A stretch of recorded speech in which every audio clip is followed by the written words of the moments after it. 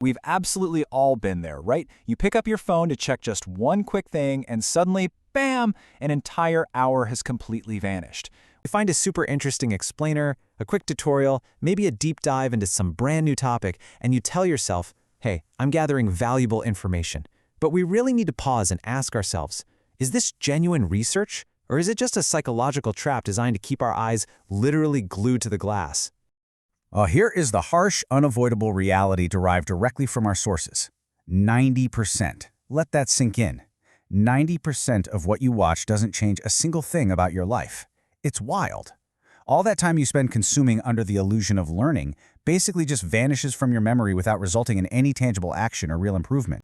Which brings us right to part 2, the anticipation trap.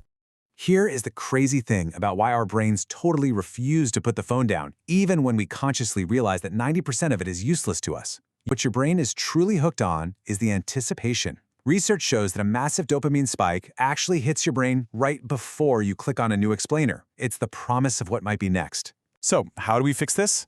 Enter part 3, friction theory. Instead, we use friction theory.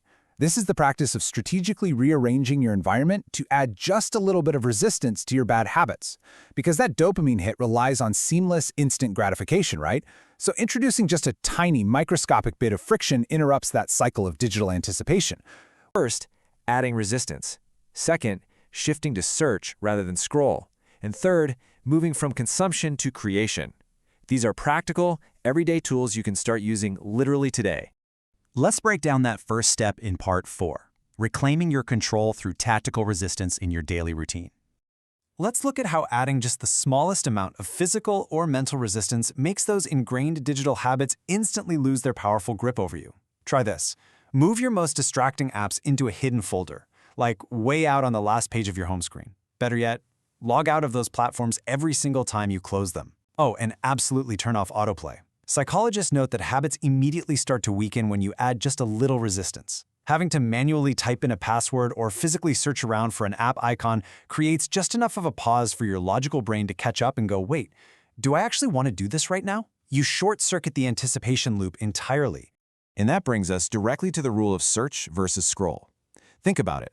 When you endlessly scroll, you are just passively watching whatever an algorithm feeds you to keep you hooked. It's a trap.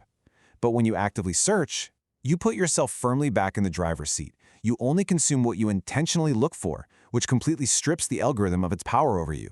You, and you alone, dictate what enters your mind.